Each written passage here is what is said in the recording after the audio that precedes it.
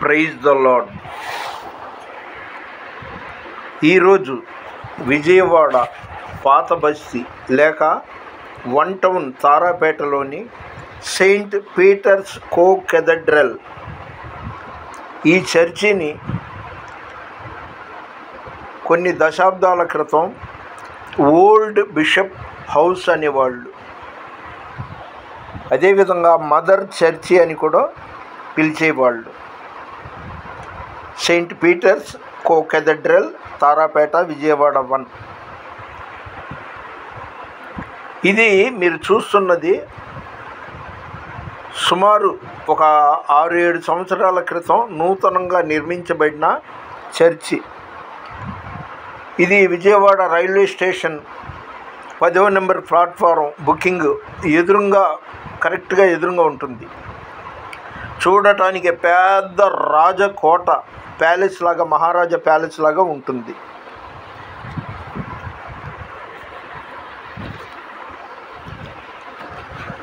చూశారు కదా, Saint Peter's కో-కేథడ్రల్.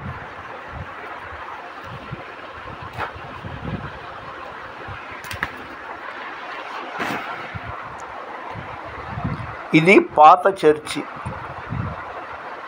ఆ రోజుల్లో సిమెంట్ వాడలేదు.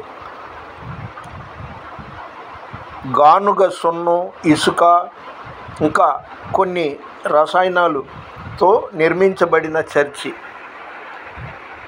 ఈ చర్చినే old bishop house, saint Peter's co cathedral అని పిలిచేవాళ్ళు.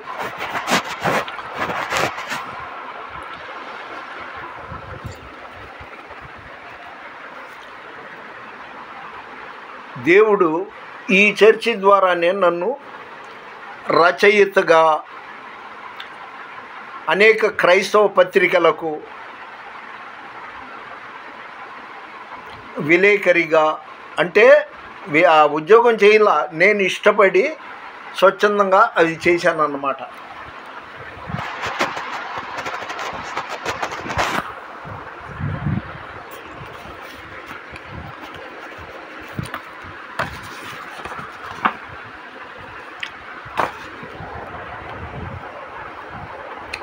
ఇక ఈ చర్చి గురించి కొన్ని విషయాలు మనం తెలుసుకుందాం. అన్నట్టు ఈరోజు మే 24వ తేదీ శనివారం 2025వ సంవత్సరం.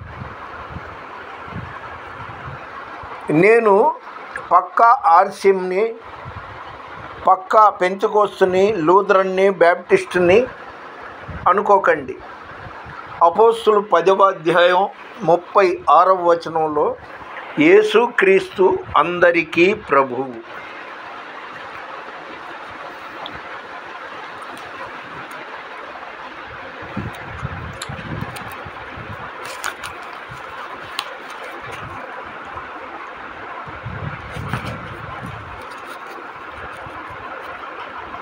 పంతొమ్మిదవ శతాబ్దపు మధ్యలో విజయవాడకే బెజవాడ అనే పేరుంది. ప్రాముఖ్యత లేని ఒక గ్రామము. అందు క్రైస్తవులైన సిపాయిలు, సోల్జర్స్ ఒక సంఘంగా ఏర్పడింది. అట్టి బెజవాడ కృష్ణానదిపై ఆనకట్ట విజయవాడలోది 1855లో నిర్మాణముతోనూ, రైలు వంతెన 1897వ సంవత్సరంలో ఏర్పాటుతోనూ గొప్ప రైల్వే కూడలి ప్రాముఖ్యతను సంతరించుకున్నది.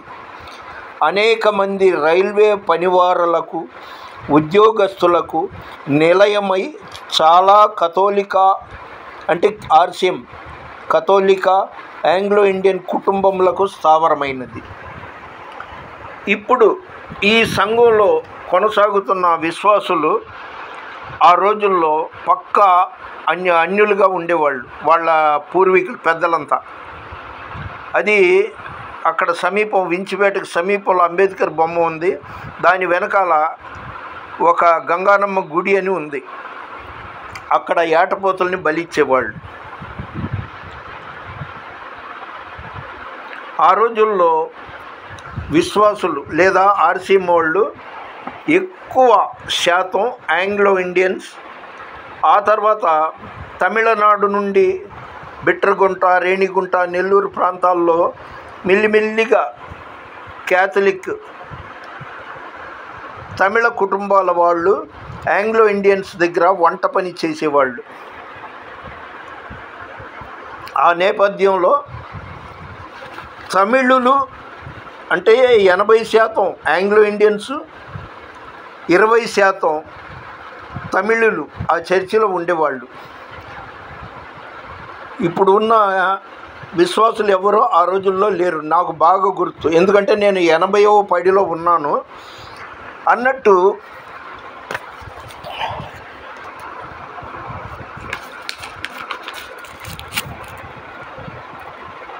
సంవత్సరం 1847వ సంవత్సరానికే ప్రొటెస్టెంట్లు క్రైస్తవులు బెజవాడలో నివాసముగా చురుకుగా మత కార్యముల్లో పాల్గొనుచుండగా, అంటే క్యాథలిక్ అంటే విజయవాడలో ప్రపంచం మొత్తంలో పెద్ద సంఘం క్యాథలిక్ అని అందరికీ తెలుసు. కానీ 1847వ సంవత్సరానికే ప్రొటెస్టెంట్ అంటే సిఎస్ఐ కానివ్వండి, లేకపోతే పెంతెకొస్తు లూథరన్ ఏదైనా కానీ అది ప్రొటెస్టెంట్ అంటాం కదా, క్రైస్తవులు బెజవాడలో నివాసం ఉంటూ చురుకుగా మత కార్యములలో పాల్గొనుచుండగా మన గురువులు అంటే ఆర్సీఎంలో విచారణకర్తని గురువులు అంటారు లేదా ఫాదర్ అంటారు. 1880వ సంవత్సరం వరకు సాలుకు అంటే సంవత్సరానికి 2-3 పర్యాయములు బెజవాడను దర్శించుచుండేవారు. బెజవాడలో నివాసం ఏర్పరచుకున్న మొదటి గురువు అంటే తెలుసు కదా, ఫాదర్ గారు అంటాం కదా, జే పయాతి గారని తెలియచున్నది.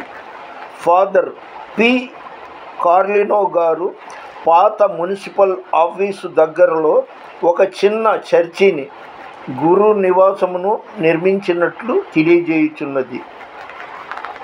ఫాదర్ శివాతి, వీళ్ళంతా విదేశీ దైవజనులు ఫాదర్లు.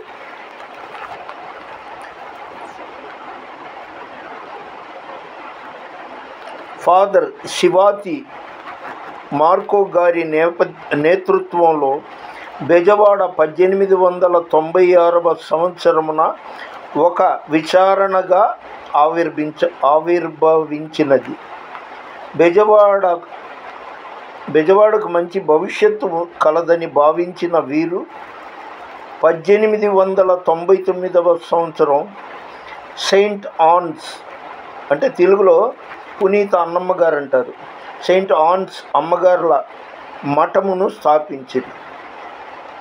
ఈ విచారణ గుడిని అంటే చర్చిని ఫాదర్ జేబి గెదోని గారు 1996లో ప్రారంభించగా 1908వ సంవత్సరం ప్రతిష్ఠించబడెను. ఇంకా లెక్కేసుకోండి మీరు, 1908వ సంవత్సరం ఈ చర్చి ప్రతిష్ఠించబడింది. 1937 సంవత్సరం కేథడ్రల్గా ప్రకటించడమైనది. కాలక్రమంలో బెజవాడ నుండి అవుటపల్లి, ఉప్పులూరు, కొండపల్లి, పెజ్జోనిపేట మరియు గొల్లపూడి విచారణలు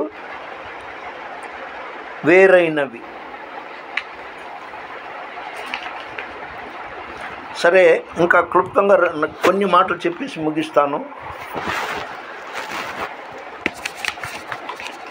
ఈ చర్చిలో దాదాపు 1970 ప్రాంతం వరకు ఇటలీ దేశం లేదా రోమ్ ఆ ప్రాంతానికి చెందిన విదేశీ దైవజనులు విచారణకర్తలుగా ఉన్నారు. వారి పేర్లు కొన్ని చెప్తున్నాను. ఫాదర్ జే ఫయాతి, ఆయన 1984 నుండి 1884-85 సంవత్సరాలు కొనసాగారు. ఆయన తర్వాత ఫాదర్ ఎం శివాతి 1896 నుండి 1899 సంవత్సరం వరకు విచారణ గురువుగా ఉన్నారు. ఆ తర్వాత ఫాదర్ జేబి గిదోని, ఆయన 1899 నుండి 1910 వరకు, అంటే 19వ శతాబ్దంలో ప్రవేశించాడు.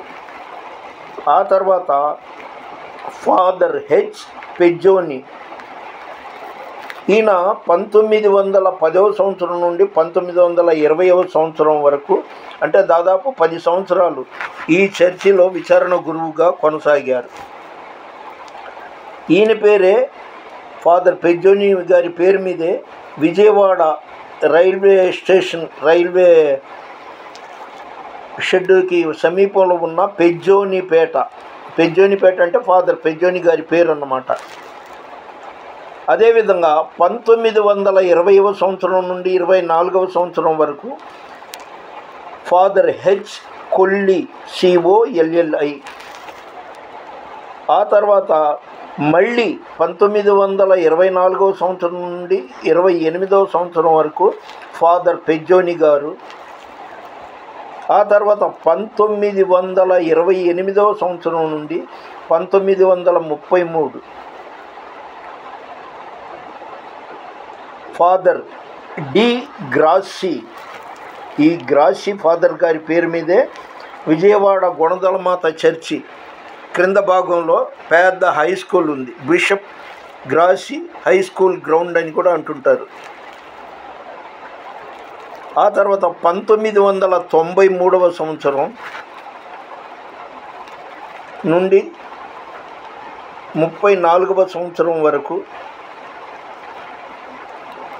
Father G అరోజియో. ఆ తర్వాత ఫాదర్ ఎం దలోజ్జల్. ఆ తర్వాత పి అర్లాటి. ఈ అర్లాటి ఫాదర్ గారి విచారణకర్తగా ఉన్నప్పుడు, లేదా ఫాదర్ ఏ జనీని వారి విచారణకర్తలుగా ఉన్న రోజుల్లోనే నాకు జ్ఞానస్నానం పెట్టుంటారు. జ్ఞానస్నానం అంటే మీకు వివరం చెప్పాలి కదా. బ్యాప్టిజం అంటే నేను 7 రోజులు 10 రోజుల పిల్లోడుగా ఉన్నప్పుడు నాకు ఈ చర్చి అంటే పాత చర్చి సుమా, ఇందాక చూపించాను కదా ఫోటో. ఆ చర్చిలో నాకు బ్యాప్టిజం అంటే జ్ఞానస్నానం ఇచ్చిన వాళ్ళలో ఫాదర్ పి అర్లాటి గారు కావచ్చు, లేదా ఏ జనీని ఫాదర్ గారు కావచ్చు. నా 1949-50 ప్రాంతాల్లో నాకు ఇచ్చి ఉంటారు. ఎందుకంటే మా కుటుంబంలో అందరూ నిరక్షరాస్యులు, చదువు రాని వాళ్ళు. లేకపోతే నాకు ఎప్పుడో నేను అదంతా నోట్ చేసుకునేవాడిని.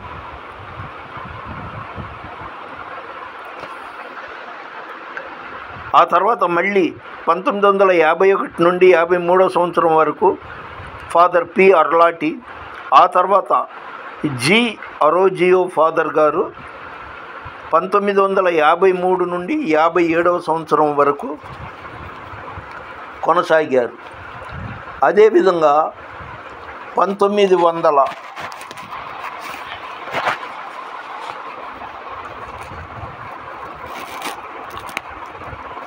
కే అరోజియో, ఆయన 1961 నుండి 1963 వరకు కొనసాగారు. ఇప్పుడు మన భారతదేశపు దైవ సేవకులు అంటే ఫాదర్ కే జార్జి. ఈయన మలయాళి, అంటే కేరళ. ఈ ఫాదర్ గారు 1963వ సంవత్సరం నుండి 1971వ సంవత్సరం వరకు ఈ చర్చిలో విచారణ గురువుగా కొనసాగారు.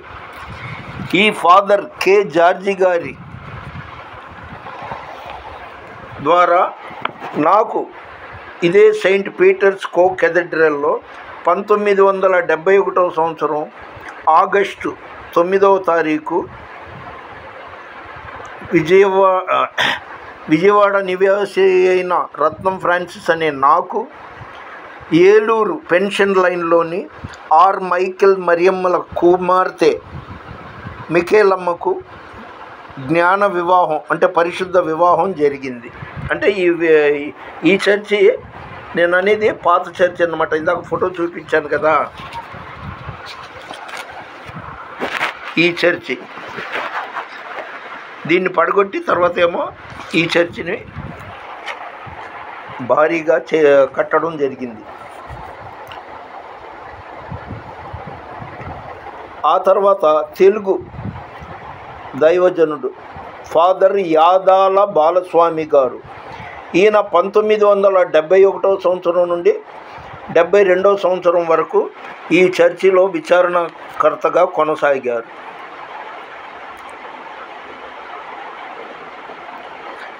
ఆ తర్వాత father D వివేన్జీ, VIVENZI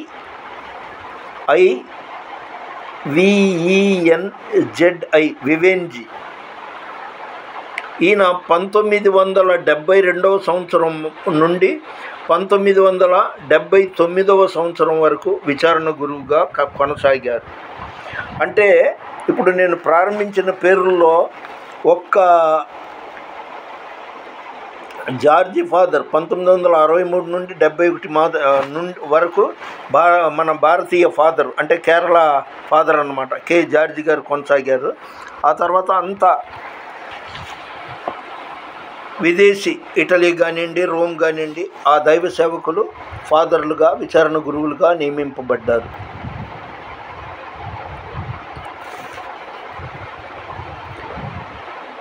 father B పికాసియా ఫిమే, father ఫికాషియా, ఈయన కూడా ఇటలీ దేశం, మొత్తానికి విదేశీ దైవజనుడు. తెలుగు ఉచ్చారణ చాలా ముద్దుగా ఉంటుంది. ఈ ఫాదర్ పికాషియా 1979 సంవత్సరం నుండి 1984 సంవత్సరం వరకు విచారణ గురువుగా కొనసాగారు. ఆ తర్వాత ఫాదర్ పి ఫ్రాన్సిస్ సేల్ అంటే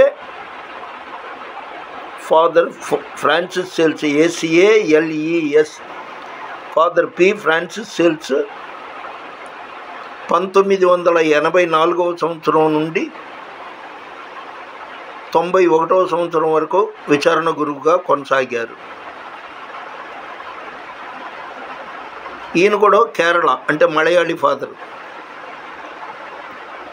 ఆ తర్వాత జుంజునూరి జాన్ రాజ్ ఫాదర్ గారు 1991-92 సంవత్సరాల్లో ఈ చర్చికి విచారణ గురువుగా ఉన్నారు. ఆ తర్వాత ఫాదర్ మల్లవల్లి బాలస్వామి, ఈయన 1992 సంవత్సరం నుండి 98 సంవత్సరం వరకు విచారణ గురువుగా కొనసాగారు. ఆ తర్వాత ఫాదర్ తానం మర్రెడ్డి, ఈయన మహానుభావుడు. ఏదైనా ఆధ్యాత్మిక కార్యక్రమాలు ఖర్చు పెట్టాలంటే ఖర్చుకి వెనకాడరు. 1000 రూపాయలతో కార్యక్రమం చేయాలంటే 10,000 ఖర్చు పెడతారు. చాలా మంచి ఫాదర్. ఈ చర్చిలో నాకు గుర్తు 2004 ఆ ప్రాంతంలో ఆయన దైవ సన్నిధికి వెళ్ళిపోయారు. ఆ తర్వాత ఫాదర్ మెరుగుమాల చిన్నప్ప గారు, ఈయన 2004 సంవత్సరం 2008 సంవత్సరం వరకు ఈ చర్చికి విచారణ గురువుగా కొనసాగారు. అక్కడ ఈ చర్చిలో ఉండంగానే ఆయనకు మోన్ సిగ్నోర్ వికార్ జనరల్ అనే పదోన్నతి కలగజేయబడింది. ఫాదర్ మెరుగుమాల చిన్నప్ప గారు. ఆ తర్వాత ఫాదర్ లాము జయరాజు గారు, ఈయన 2008 సంవత్సరం నుండి 2016 సంవత్సరం వరకు ఈ చర్చిలో అంటే సెయింట్ పీటర్స్ కో కేథడ్రల్లో ఫాదర్గా, అదే విచారణ గురువుగా కొనసాగారు. ఆ తర్వాత మోన్ సిగ్నోర్ మువ్వల ప్రసాద్ గారు, ఆయన విజయవాడలో ప్రస్తుతం బిషప్ హౌస్ దగ్గర ఉన్న సెయింట్ పాల్స్ చర్చిలో కొనసాగుతున్నారు. మువ్వల ప్రసాద్ ఫాదర్ గారు 2016 నుండి 2011 సుమారు వరకు,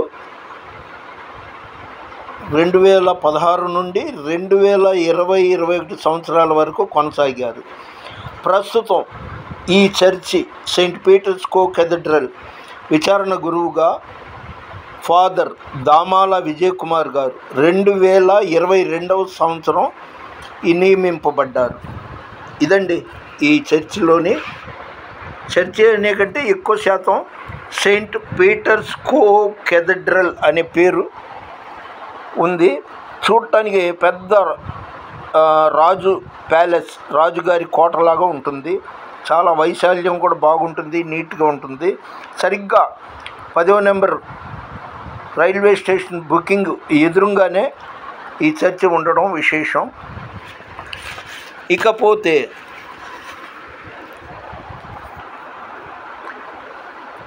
ఈయన మోన్సిగ్నోర్ రెవరెండ్ డొమినిక్ గ్రాసి, అదే గ్రాసి హై స్కూల్ అని ఉందే గుణదల్లో, ఈ బిషప్ గారే.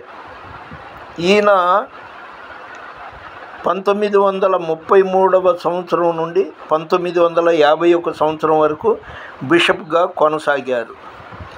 ఆ తర్వాత మోస్ట్ రెవరెండ్ అంబ్రోస్ డే బట్టిస్టా, ఈ బిషప్ గారు 1951వ సంవత్సరం నుండి 1971వ సంవత్సరం వరకు ఈ విచారణకు బిషప్గా కొనసాగారు.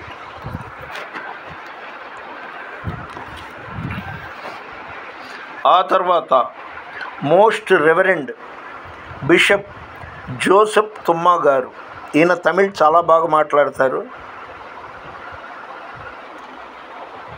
ఈ బిషప్ గారు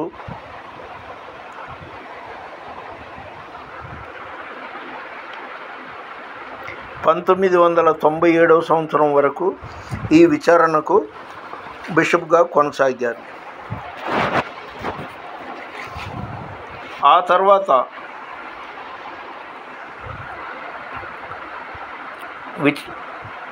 బిషప్గా మోస్ట్ రెవరెండ్ మారంపూడి జోజి గారు.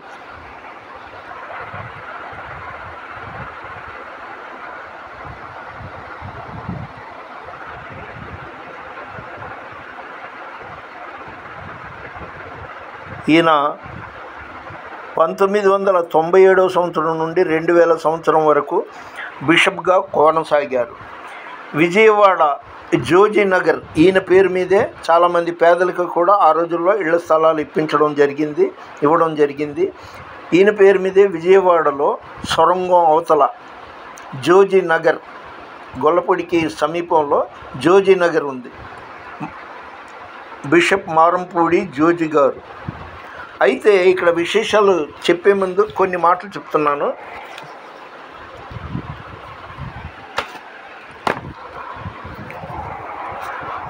చెప్పాను కదా ఇందాక, ఫాదర్ కే జార్జ్ గారు, కేరళ ఫాదర్ గారు, ఆయన సారథ్యంలో ఏలూరు పెన్షన్ లైన్కు చెందిన మరియమ్మ మైకేల్ గారుల కుమార్తె మికేలమ్మతో నాకు జ్ఞాన వివాహం జరిగింది.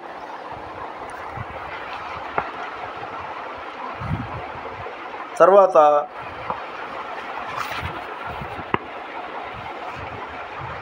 ఇక్కడ ఫాదర్లు సుమారు ఒక వించిపేటలో ఫాదర్ ఫ్రాన్సిస్ సేల్స్ గారి విచారణ గురువుగా ఉన్న రోజుల్లో వించిపేట ఇస్మాయిల్ వీధిలో వేలాంగణి మాత చర్చి అని ఒక బ్రాంచి, ఒక చిన్న చర్చి కట్టారు. జర్మనీ కొలబరేషన్తో అనుకుంటా. కట్టినప్పుడు అక్కడ నేను శ్రమదానం అంటే పునాది వేసినప్పుడు మట్టి అవి మోసాను. అయితే ఆ పేటలో సంఘ పెద్దగా ఉంటున్న ఒకనాటి అన్యురాలు మంచాల మోక్షమ్మ, ఆమె పేరు క్యాథలిక్లో మోక్షమ్మ అని పేరు పెట్టారు. ఆమె భర్త జ్ఞానప్రకాశం, ఆయన పేరు గోపయ్య, అయితే జ్ఞానప్రకాశం. వాళ్ళ చర్చిలో సంఘ పెద్దలుగా వ్యవహరిస్తూ ఏది వించిపేట చర్చిలో నేను కొన్నిసార్లు రీడింగ్ అవి చదువుతుంటే ఫ్రాన్సిస్ నాకంటే పెద్దది ఆవిడ, పలానా ఫాదర్ గారికి అంటే ఫాదర్ జుంజునూరి జాన్రాజు గారు, ఫాదర్ సేల్స్ ఫాదర్ గారు, ఫాదర్ యాదాల బాలస్వామి గారు, అలాగే తర్వాత బిషప్ మారంపూడి జోజి గారికి చాలామంది దైవ సేవకులకి ఆమె కొన్ని వివరాలు సేకరించి నాకు ఇచ్చేది. వాళ్ళు పుట్టింది, వాళ్ళు ఇప్పుడు సెమినార్కి వెళ్ళింది, వాళ్ళ తల్లిదండ్రుల పేర్లు చెప్తే దాన్ని నేను అసుకవిత్వంగా రాసి సన్మాన పత్రం తయారు చేసి ఆమెకి ఇచ్చేవాడిని. నువ్వు కామాలు ఫుల్ స్టాపులు ఎలా పెట్టాలి, నీ ఉచ్చారణ బాగుంటుంది ఫ్రాన్సిస్ అంటే నేను మురిసిపోయాను. నువ్వు ఇంత బాగా రాస్తున్నావు కదా, నువ్వే చదవచ్చుగా అందరి ఎదురుగా అంటే. ఇదంతా ఎప్పుడంటే నేను 73, 74 సంవత్సరం ఆ ప్రాంతాల్లో ప్రతి విచారణ గురువుకి, ఇప్పుడున్న ఫాదర్కి కాదండి,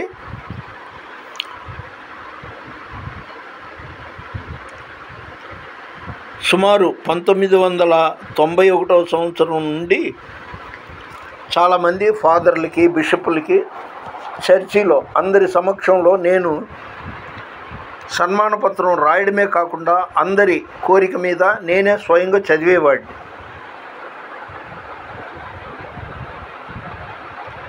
అయితే ఫ్రాన్సిస్ గారు ఆర్సీఎం అన్నమాట, ఫ్రాన్సిస్ గారు క్యాథలిక్ అన్నమాట అని మీరు అనుకుంటున్నారా? ఇందాక చెప్పాను, అపోస్తులు 10వ అధ్యాయం 36వ వచనంలో యేసుక్రీస్తు అందరికీ ప్రభువు. నేను ఇప్పటికీ ఒక్క యెహోవా సాక్షులు తప్పించి పెంతికోస్తు, లూథరన్, బ్యాప్టిస్టు ఇలాగ సంఘ భేదం లేకుండా అనేక చోట్ల వాడబడ్డాను. అయితే ఈ సన్మాన పత్రాల గొడవ ఏంటా అని మీరు అనుకుంటున్నారు. దానివల్ల 2005వ సంవత్సరం నర్సాపూర్ నుండి వెలువడే 15 రోజులకోసారి వెలువడే క్రైస్తవ సమాజం అనే క్రైస్తవ పత్రిక, ఈ విజయవాడలో ఎక్కడైనా ఏదైనా సంఘాల్లో విశేషాలు జరిగితే ఆ వివరాలు నేను రాసి పోస్ట్ ద్వారా పంపేవాడిని. అప్పుడు నా దగ్గర పిచ్చి ఫోన్ ఉండేది, అంటే టచ్ ఫోన్ లేదన్నమాట. పోస్ట్ ద్వారా విజయవాడలో పలానా చోట జరిగింది, పలానా చోట సేవకుల సదస్సు జరిగిందని అన్ని సంఘాలకు సంబంధించి విశేషాలు పంపేవాడిని. అది చూసి కొన్నాళ్ళకి విజయవాడలో ఒకే ఒక్కడు ఉన్నాడండి, రత్నం ఫ్రాన్సిస్ అంట. విజయవాడలో ఏ సంఘానికి ఎక్కడ ఏది జరిగినా కూడా సవివరంగా వార్త రాసి ఆ పత్రిక అందజేస్తాడు అనగానే, ఆ తర్వాత గుడివాడకు చెందిన సువార్త వెలుగు ఆ పత్రిక వాళ్ళకి నేను చాన్నాళ్ళు ఆర్టికల్స్ రాశాను, వివరాలు వార్తలు తెలియజేశాను. ఆ తర్వాత తిరుపతి నుండి వచ్చిన ఆయన పేరు చక్రవర్తి ఏదో ఉంది, ఆ పాస్టర్ గారేమో విజయవాడలో క్రైస్తవ సమాచారం ఆ పత్రిక, ఆ పత్రికలో అటు వర్తమానాలు ఆర్టికల్స్ రాయడంతో పాటు విశేషాలు కూడా నేను అందజేశా. ఇలాగా ఒకే ఆంధ్ర తెలంగాణ అప్పుడు రెండు ఒకటిగా ఉన్న ఆంధ్రప్రదేశ్ హైదరాబాద్ రాష్ట్రంగా ఇది రాజధానికి ఉన్నప్పుడు అన్ని పత్రికల్లో క్రైస్తవ పత్రికల్లో నేను జర్నలిస్ట్గా ఆయా కార్యక్రమాల్లో పాల్గొని అవి వాళ్ళకి పంపేవాడిని. చివరికి మన ప్రముఖ దైవ సేవకుడు, అంతర్జాతీయంగా వాడబడ్డ దైవ సేవకుడు మార్టిన్ లూథర్ గారు, ఆయన కొన్నాళ్ళు నడిపిన ఎలక్ట్రిక్ సువార్త అనే పత్రికలో కూడా నేను విశేషమైన సేవలు అందించాను. ఇదండి క్లుప్తంగా సెయింట్ పీటర్స్ కేథడ్రల్ విశేషాలు. ఎప్పటి నుండో అనుకుంటున్నా ఇవన్నీ మీకు అందజేయాలని. దేవుని దయ వల్ల అది ఇప్పుడు అందింది. మరొకసారి కళ్ళారా చూసుకోండి. ఇది పాత చర్చి, ఇది బ్రిటిష్ హయాంలో కట్టబడిన చర్చి. గానుగ సున్నంతో ఇది కట్టబడింది. ఆ రోజుల్లో సిమెంట్ లేదు. ఈ చర్చి కట్టి సుమారు